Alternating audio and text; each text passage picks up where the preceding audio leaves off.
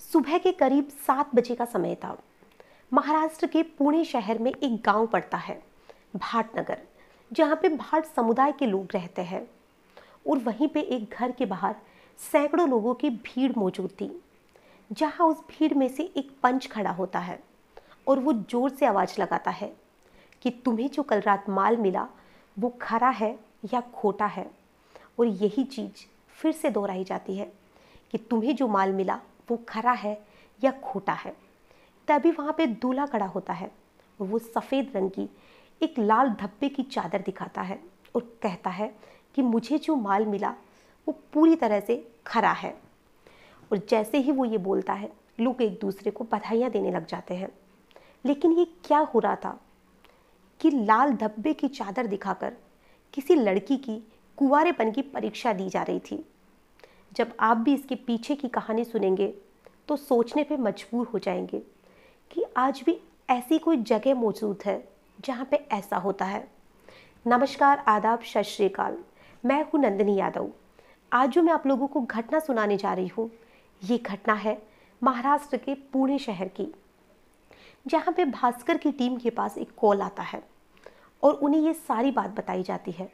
और जब भास्कर की टीम वहाँ पहुँचती है तो हैरान हो जाती है कि वहाँ पे ऐसी परीक्षा होती है जहाँ पे किसी लड़की को देने में भी शर्म आती है। और जब वहीं की एक औरत होती है, सुमन, जिसने भास्कर की टीम को वहाँ पे बुलाया था। और जब उसे पूछा जाता है तो वो कहती है कि यही सारी चीज़ें आज से 20 साल पहले मेरे साथ हुई थी, जब मेरी शादी होने वाली थी। मैंने अपने माँ बाबा को मना कर दिया था कि मैं ऐसी कोई भी परीक्षा नहीं दूंगी, लेकिन फिर भी मेरे घर वालों ने समाज के डर से रो के गिड़गिड़ा के मुझे इस परीक्षा के लिए राजी कर लिया और मैं इन सब चीज़ों के लिए मान भी गई। और फिर वही सुबह आई जब मुझे भी उस परीक्षा से गुजरना था। जब पंचायत बिठाई गई और वही चादर दिखाने की बात कही गई तो वहीं पे दूल्हे के खड़े होने से पहले ही सुमन खड़ी हो जाती है और सुमन कहती है कि मैं कोई चादर नहीं दिखाने दूंगी, मैं अपनी कोई भी परीक्षा नहीं देने दूंगी जिससे लोगों को ये लगे कि मैं खरी हूँ या खोटी हूँ। जैसे ही वो ये बात बोलती है, वहाँ पे मौजूद सारे लोग उस पर चिल्लाना शुरू कर देते हैं। तो सुमन कहती है कि मैं पुलिस में कंप्लेन करूँगी, तुम लोगों को जेल भिजवा दूँगी, क्योंकि तुम जो भी ये कर रहे हो बहुत गलत कर रहे हो। तो जो वहाँ के लोग वहाँ पे मौजूद थे, वो सुमन और उसके परिवार को समाज से निकाल देते हैं। लेकिन सुमन की अच्छी किस्मत कह सकते हैं कि जो उसका पति था वो उसे स्वीकार करता है और वो भी उसके साथ समाज से बाहर जाने के लिए तैयार हो जाता है। अब यही परीक्षा देने की बारी थी सुमन की बेटी की, क्योंकि उसकी भी उम्र लगभग 18 साल हो चुकी थी और सुमन उसके लिए कोई लड़का ढूंढ रही थी। लेकिन उसने पहले ही शर्त रखी हुई थी कि जो भी लड़का मेरी बेटी की वर्जिनिटी की परीक्षा नहीं लेगा, मैं उसी के साथ अपनी बेटी की शादी करूंगी। काफ़ी कोशिश करने के बाद में उसे एक लड़का मिल भी जाता है, जिसके साथ सुमन की बेटी की शादी पक्की कर दी जाती है। लेकिन जो सुमन थी वो ऐसी लड़कियों के लिए लड़ना चाहती थी। वो चाहती थी कि लड़कियां इन सब से बाहर निकले, उन्हें ऐसी कोई परीक्षा नहीं देनी पड़े। और इसीलिए उसने भास्कर की टीम को वहाँ पे बुलाया था, क्योंकि सुमन ने तो अपनी बेटी के लिए समाज से बाहर ही सही रिश्ता ढूंढ लिया था।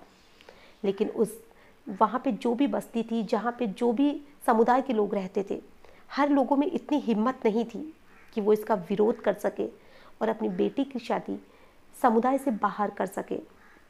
तो इसकी पहल करने के लिए सुमन ने जो वहाँ पे टीम बुलाई, उन्होंने वहाँ पे लोगों से बात की, उन्हें काफ़ी समझाया भी कि ये चीज़ें गलत है।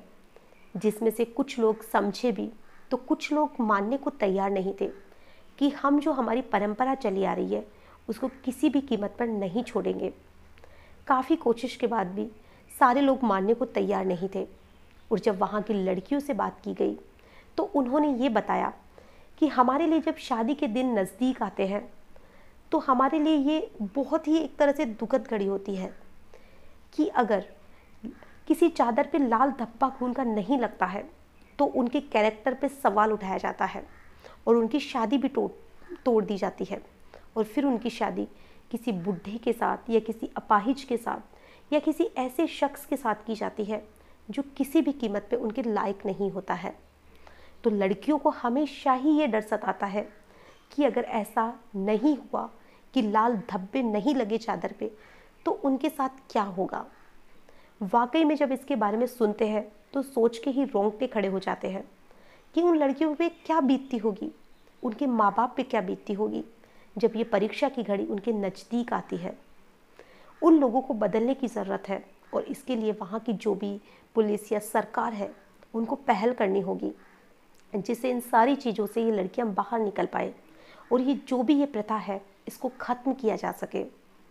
हम तो यही उम्मीद करते हैं कि सरकार या पुलिस या जो भी वहाँ के समझदार लोग हैं वो इन चीज़ों से बाहर निकलने में लड़कियों की मदद करेंगे, जिससे वो लड़कियाँ भी खुल के अपनी ज़िंदगी जी पाएगी। आज के लिए बस इतना ही, फिर मिलेंगे ऐसी ही किसी नई कहानी के साथ। तब तक के लिए नमस्कार।